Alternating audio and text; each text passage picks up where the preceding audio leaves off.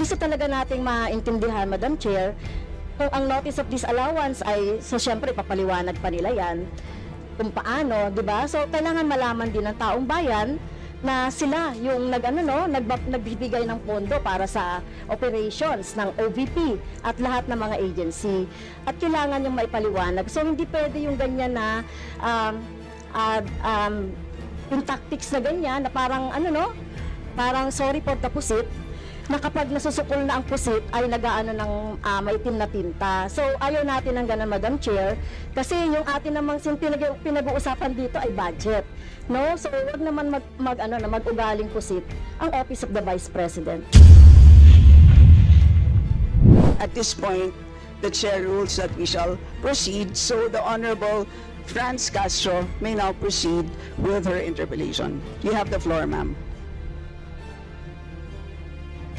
So, Madam Chair, siguro first observation, no, yung on the budget for the 2024, yung Vice President na nagsabi, Madam Chair, na slow and low utilization. So nakita naman natin doon sa presentation. So yung utilization ay napakababa. Pero syempre comment ko lang, no, mas mabilis siya sa confidential funds. 100% in 11 days. Madam Chair. So, Madam Chair, so according to the utilization of the confidential and intelligence funds submitted by the COA to us, no, so we have here surveillance and monitoring.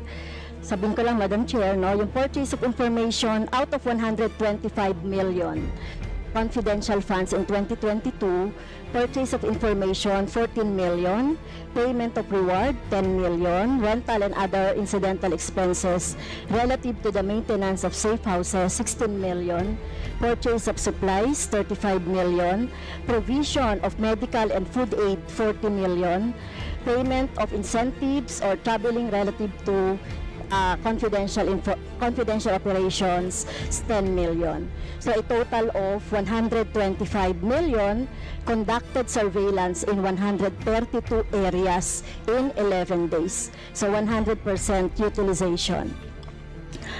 Madam Chair, I have also here a report about the notice of disallowance. According to the notice of disallowance, the COA disallowed 73,287,000 out of 125 million confidential funds used by the OVP in 2022. So this is 58.63% of the 125 million. So can you confirm, the Vice President? Madam Vice President. Madam Chair, since you allowed her a snide comment, you will allow me a snide comment as well. So my question is, can you confirm? Yes. Yeah, okay. Diba? Okay. Yes, Madam Chair. So, before you proceed, may I remind both our guests and our resource You should have reminded her when she said the line, diba? I called your attention, Madam Chair. You did not recognize me. So, ngayon, sasabihin ko na, if you allowed her that, you allowed me a snide comment as well. I don't recall hearing a snide comment, Madam Vice President.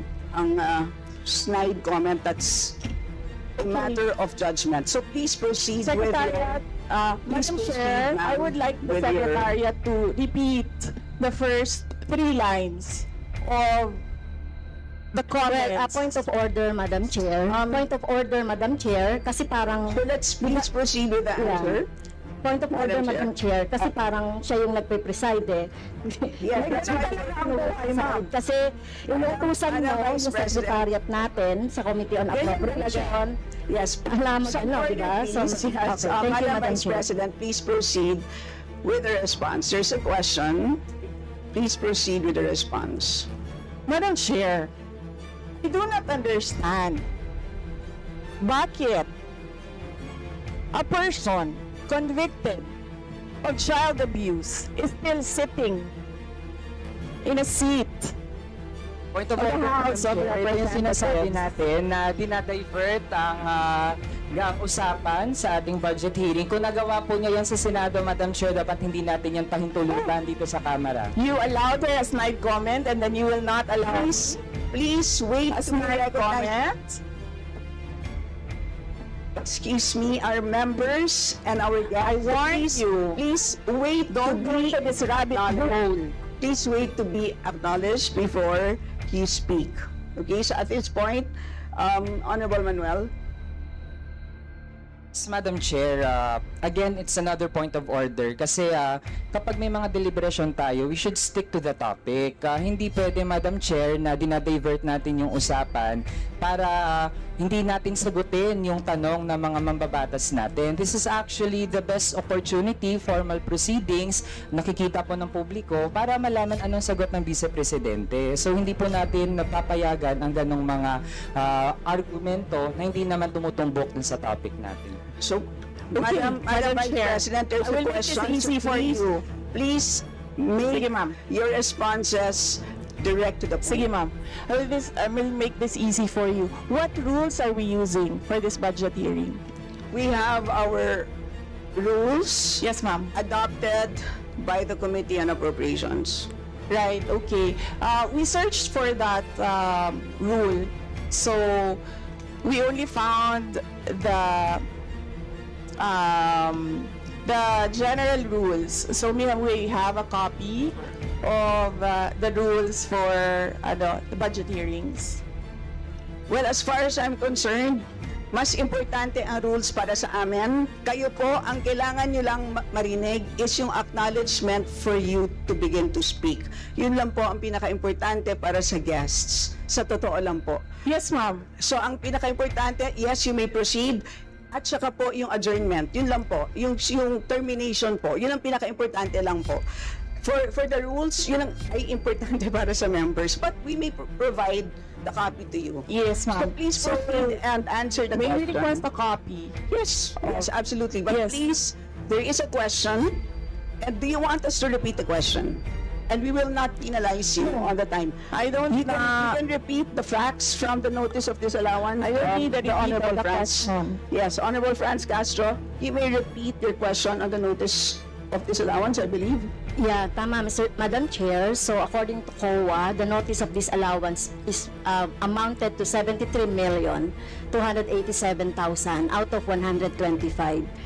At ito po, Madam Chair, yung mga breakdown ng mga disallowed na mga na mga purchases. So reward payment of 10 million, payment of rewards, various goods, 34.857 million, payment of rewards, medicines, 24.93 million, tables, chairs, desks, computer and printers, 3.5 million. So, ang question, Madam Chair, so yung letter A, B, and C, so nakita naman natin nandoon yung sa joint circular.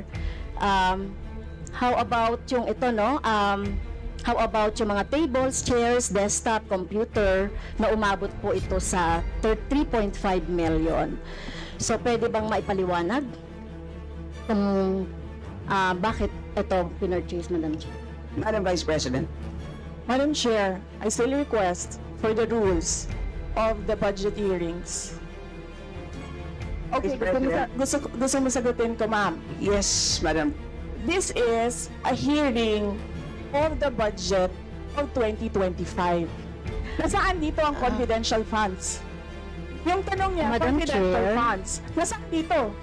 Honorable Madam Franz, Chair, ito yung continuing, continuing questions pa natin noong 2024, during the last budgets. Hindi na ipaliwanag itong 125 million na alam naman natin na wala ito sa budget ng 2022. So, ito, Madam Chair, sa rule naman natin, lahat dito tinatanong no? So, according to the budget, whether it is in the past, kasi nakikita natin yung utilization noong mga budget, kahit na yung past years, ay pwede natin busisiin dito, Madam Chair. Tama ba ako, Madam Chair? I will agree with you, the Honorable Franz Castro. You may proceed, Yes, Madam ma'am. Vice President. Yun yung sagot ko, ma'am. Nasaan ang topic natin dito At ang pinasubmit ninyo sa amin is the budget proposal of 2025. Where in the budget proposal of 2025 is the item confidential funds. In aid of legislation nga ninyo, nakalagay nga doon sa rules ninyo, diba? The discussion should be germane to the topic. The topic is the 2025 budget proposal. Now tell me, Madam Vice President, the Honorable Franz Confidential Castro has already provided a sufficient explanation for why she asked the question. So please proceed with your answer. Madam Chair, It's a very why are we simple question. discussing the budget of 2023 and 2024? Honorable Franz Castro. So kung ayaw niya sagutin, Madam Chair, so let me go through na lang with my question kasi related naman ito. Remember, Madam Chair, pinestyon natin ito noong last year at yung 125 million na ito ay hindi ito maipaliwanag, no? Dahil nga confidential no? Nagtago sa word na confidential. At ngayon, kailangan nating maipaliwanag at it is in the interest of the people. Yung 125 million na ito, Madam Chair, kaya kailangan ito na mabusisi at kailangan ito maipaliwanag ng OVP. Kaya hindi tayo pwedeng questionin ng mga rules, questionin ng mga topic, etc. Dahil related din naman talaga ito sa budget, Madam Chair. Madam Chair. Yes, you may proceed. I request that the chairperson of the Finance Committee preside over this hearing. Madam Vice President, with due respect, you are not allowed to do that, Madam Vice President. You are not allowed to introduce any motion. You are a research person this hearing, Madam President. I did not move, ma'am. I requested as your research person, I requested So that the your request chairperson is of the denied, committee. Madam Vice President. Just please answer the question. The issue on confidential funds falls squarely within our discussion of your 2025 budget. Narinig mo yung sinabi niya, ma'am? Narinig mo yung Please proceed. nakikinig ka sa kanya kanina? Absolutely. Walang rules dito. Please proceed and answer the question. It's a very simple question. Di ba? Please explain the specific spending on those items that she enumerated, amounting to a total of, Honorable Franz, do you want to Amounting repeat to a that? total of 73.287 million. So, dahil may notice of disallowance, so ibig sabihin, Madam Chair, illegal ito at not in accordance with the joint circular by the COA, BBM, and other related agencies. So kung ito ay dinisallow, so ibig sabihin illegal yung paggamit nito. Madam Chair, nitong mga items na binanggit ko po, Madam Chair. Madam Vice President. You cannot allow a member of the House to just claim that it is illegal.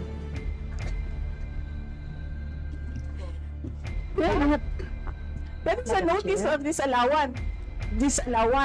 That is a procedure inside the Commission on Audit. Hindi sa upuan niya. Honorable Franz. Okay, thank you, Madam Chair. So, thank you for the explanation, Vice President. Okay, next. According to accomplishment report of OVP, it spent 10 million for payment of reward. So, Madam Chair, in 11 days, ilang tao kaya at magkano kada tao ang reward? In fact, COA disallowed the whole amount spent by OVP for payment of reward. Hindi ba, Madam Chair, questionable ito? Madam Chair, the invitation letter that we received from the House of Representatives. Dear Vice President Duterte, the House Committee on Appropriations will hold briefings, hearings on the budget proposals of various departments, agencies, and corporations. The House Committee on Appropriations will hold briefings, hearings on the budget proposals of various departments, agencies, and corporations. The House Committee on Appropriations will hold briefings, hearings on the budget proposals of various departments, agencies, and corporations. relative to the fiscal year 2025 National Expenditure Program as the basis of the fiscal year 2025 General Appropriations Bill. Nasaan? Sa presentation ko kanina, ang haba, ang confidential funds. Honorable Franz Castro.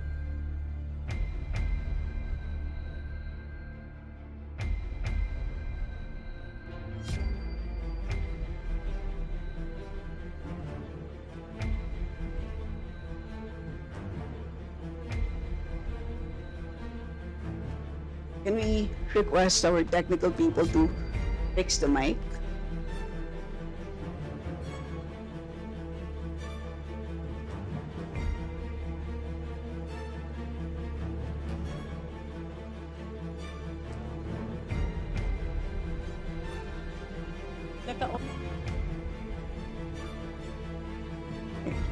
Can everybody check their mics and make sure that they're switched off para maka-switch on yung si Franz?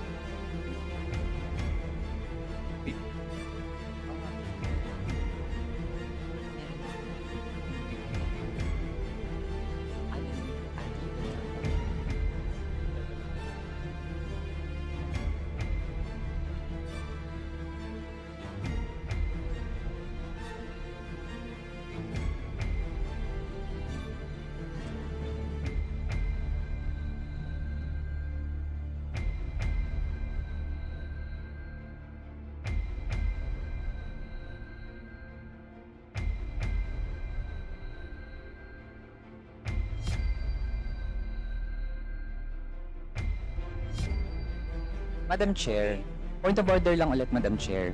Kasi kailangan lang nating ma-establish. I would assume hindi naman po pinanganak kahapon ng ating resource person. Practice po natin sa Madam House Chair, that is a polite remark. na para po tayo ay makapagtalakay ng budget na pinopropose para sa susunod na fiscal year. Chine-check natin paano din gumagastos yung mga ahensya even in the current year and in the past year. Also, Madam Chair, Section 162, Rulings as Precedents, rulings on questions raised by members shall form part of the parliamentary practice of the House. At practice po natin since time immemorial na hindi lang po ang proposed budget yung tinatalakay. Kasi yung performance ay dapat bahagi din ng discussion. Yun lang, Madam Chair. Noted. Honorable Franz, could you kindly check if your mic works? Okay, thank you, Madam Chair. So yun po, no, yung sinasabi natin kanina, yung payment ng reward, the resource person can answer this. Questionable, tingin ko ay questionable ito. Okay? So, next, according to the accomplishment report, isa sa pinaggamitan ng OVP ng confidential funds ay yung provision of medical and food aid. This is not allowed under the Joint Circular number 2015-01 dahil kailan pa naging confidential fund ang pagbibigay ng ayuda, or kung ito naman ay ginamit sa mga ginamit na tao o informant in 11 days. So paano kaya ginamit itong 14 million na ito, no, para sa medical and food aid in 11 days, Madam Chair? So yun yung tanong ko. Kung hindi ito ginamit doon sa mga aids, medical aid or food aid, pero paano kaya, Madam Chair, ginamit itong 40 million na ito as a medical and food aid ng ilang tao in 11 days? So yun po yung tanong natin, Madam Chair. Madam Vice President. Madam Chair, the subject of this hearing is the OVP 2025 budget proposal. We do not have an item of confidential funds in the OVP budget proposal. Honorable Franz. So, may I continue, Madam Chair? Isa sa bumubukol na confidential fund ng OVP noong 2022 ay nasabi ko na, Madam Chair, yung medical and food aid at saka yung mga purchase of supplies. According to the accomplishment report, the OVP spent 14 million now for medical and food aid in 11 days. So, ang ibig sabihin nito, Madam Chair, konting math, pumapatak na 3.64 million kada araw ang gastos, no, para sa food and medical aid. So hindi natin maintindihan, Madam Chair, paano ito ginastos in 11 days, no? 3.64 million kada araw dito sa item na ito.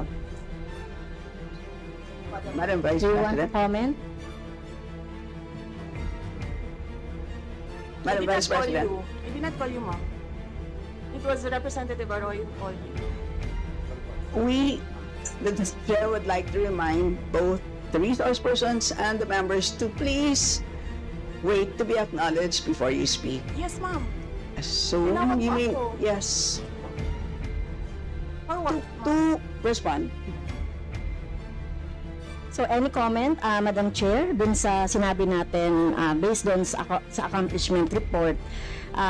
So kung gagamitan natin ng konting math, 3.64 million kada araw ang gastos para sa medical and food for 11 days. For how many people ba ito? Madam Chair, the topic and the invitation of the House of Representatives to the Office of the Vice President for this hearing is the 2025 budget proposal. There is no confidential funds in the 2025 budget proposal. For the information of the body, the letter that we sent, our Madam Vice President, reads as follows. In the second paragraph, we noted the following topics to be discussed. Item number 3 is comparative budget allocation and utilization rate from fiscal year 2019 to 2023. That's item number 3. So I can provide you copies of the letter. So clearly, confidential funds spent in 2022 falls squarely within that. So yes, Honorable Francie, may proceed.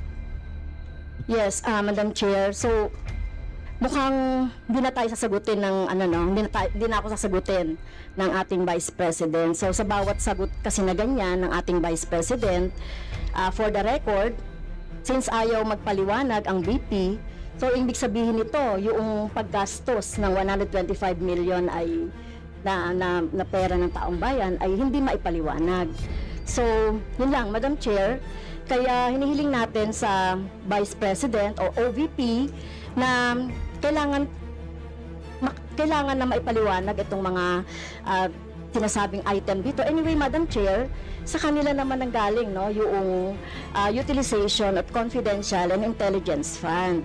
And of course, ito lang naman ang hawak ko din dito, yung notice of disallowance. Kaya gusto talaga nating maintindihan, Madam Chair, kung ang notice of disallowance ay, so syempre, papaliwanag pa nila yan kung paano, di ba? So, kailangan malaman din ng taong bayan na sila yung nagbibigay ng pondo para sa operations ng OVP at lahat ng mga agency. At kailangan yung maipaliwanag. So, hindi pwede yung ganyan na yung tactics na ganyan na parang parang sorry for the pusit, na kapag nasusukol na ang pusit ay nagaano ng maitim na tinta. So ayaw natin ng ganun, Madam Chair, kasi yung atin namang pinag-uusapan dito ay budget, no? So wag naman mag-ugaling pusit ang Office of the Vice President. Madam Chair, may I point of information only, Madam Chair? May I? Madam Chair. No, sorry. Wait. Before you, I'd like to. Before we proceed to the next person on the list, I believe that our former President, Gloria Macapagal-Arroyo, would like to interject. Observation made in relation to the point of order, because in the beginning, it was settled that the issue would be the 2025 budget. And in all our hearings, to what I recall, when we want to question something about performance, we question the 2024 budget, not the 2023 budget. What is being questioned now is the 2023 budget, which was discussed very extensively last year. And that is the reason why the House remove the confidential funds. So that issue has already been, to my mind, for purposes of the budget hearing, laid to rest. So that's my observation, Madam Chair. We note that, Madam former President, but of course we know that yung pong pondo ng 2023 ay of course pwede pa rin maging continuing appropriation hanggang 2024. So in the same way, 2022 pwede maging continuing pa rin 2023. At alam din po natin, last year pinagdebatihan po natin ng matindi itong 2022 confidential funds, and in fact, we left a homework for the COA. Sinabi natin sa kanila na kailangan nilang tapusin ang audit by November, I believe mid-November of last year. And since then, hindi na natin alam kung ano nangyari. So that's the reason for why tinatalakay natin ito. And it's a big amount of money. I believe we owe it to the people to understand what happened. Of course, tinanggal na natin noong 2024. Gusto natin malaman, tama ba yung ginawa natin? Kasi baka naman nagkamali tayo. So, I think it's worth assessing what we did in 2024 in order to know what to do in 2025. So with that, let's proceed with our next Madam Chair, interview. may I? Is this just a point of order? Not a point of order, but We will I'm only, just you may wish want to to be a be, rejoinder of what you may wish to be, unless it's a point of order, you may wish to be listed. I can put you here, sir. Parliamentary inquiry, Madam Chair. Yes, you may Parliamentary inquiry. proceed. May I ask if the resource person is required to answer a question that is related to a commission on audit notice of disallowance when she already said she's not going to answer. Also, the notice of disallowance is addressed to the office of the Vice President. And just to make it clear, a notice of disallowance is not a judgment. It is a request, it is an order from the Commission on Audit for the particular office to explain what are the particulars. At saka hindi na yan legislation side, that is already on the accountability side in the budget cycle. So, my parliamentary inquiry, Madam Chair, is that nagsabi na nga siya na hindi siya sasagot, and it is related to the COA notice of disallowance. And just to add, sinabi na rin ni former President, it was thoroughly discussed in the previous year. In fact, tinanggal sa budget ng 2024 yung confidential fund. And we know that there's a pending case on that also. To discuss that further might somehow prejudice or be biased whatsoever. So, yun lang po, Madam Chair. Alright, salamat. On your inquiry, the only requirement is to provide a direct response on the question. Meaning to say, a response that is directly related to the question. Meaning to say, kung may question at ayaw nyo pong sagutin nyo ng diretsahan na hindi po ako sasagot dun sa tanong. Ang problema po kasi, ang response ay naging hindi related dun sa tanong. Halimbawa, may tanong, ang sagot ay paglalarawan doon sa nagtanong. So hindi naman yon klaro na hindi yon directly related doon sa tanong. Kaya, yun po, I think it's a reasonable ask. If there's a question, you may or may not answer. You're not compelled. But you just please say, I do not wish to answer. That's it. At least we know it's a direct response. And with that, we move to the next Madam Chair. person on the list. Madam Chair. Madam Chair. Hindi na po tayo matatapos. Yan ang sinabi ko sa iyo kanina. Ayaw mo maniwala sa akin eh. Aabot talaga tayo ng bukas dito. Diba? Madam Chair. Is this an inquiry regarding... He said, Yes, and Yes, please, ma'am. I remind also our Yes, ma'am. resource persons to please act in a respectful manner. Pasensya na po, hindi po kasama sa poder ninyo ang pagpa-fire ng presiding officer ng hearing na to. So Yes, yes, you may so proceed if po. you allow members of the House of Representatives lines like what you just said, like pusit, bakit mo ako kinukrucify for saying a fact that somebody is convicted of child abuse sitting in the chair? Pusit, and then I cannot fire the presiding chair. So bakit? Yes, we Bakit napaka-one-sided nito, ma'am? noted po. Dahil ba madami kayo dyan sa kabila at nag-iisa ako dito? We note all your comments, ma'am, and let us now proceed. Thank you. Diba? Thank you, ma'am. Madam Chair, point of order. Yes, the Honorable Benny Abante. I just came in and I hear this. We're not talking about the budget. We're accusing each other here. I'd like to find out from the resource speaker if this is the kind of hearing that we're going to have. Sir, I am not the presiding officer of this hearing. I know, Yes, sir. but the thing is, you're asking questions, Madam Chair. The resource speaker does not have any right to ask questions. Or do you have? Where is that Madam Vice in your rules that Madam a Vice resource President, person this is cannot a budget hearing. request for clarification? Some order, please. Some order, please. Yes, Honorable Benny Abante, may proceed. I'm just asking a question to our resource speaker, you know, because she's asking a question and she's accusing some of the members of this committee. I just would like to find out if we are the ones that have the right to ask questions, and her right is to answer the questions of the committee. Okay, so we Yun po sa akin yung point of order, Madam Chair. Yes. You understand me, Yes. Madam Vice President, am I right? No, sir. I'm gonna ask the chair to ask you to clarify what are my accusations. Yeah, please wait to be recognized, ma'am. Pasensya na po. So again, I'd like to remind our resource persons that you are here, you're invited to answer, to present, and you've done that. Thank you very much. And at this point in time, you're here to respond to the questions of our members, and we request you to please respond in a direct way. So, with that, I'd like to recognize from the majority the Honorable Milagros Aquino Magsaysay.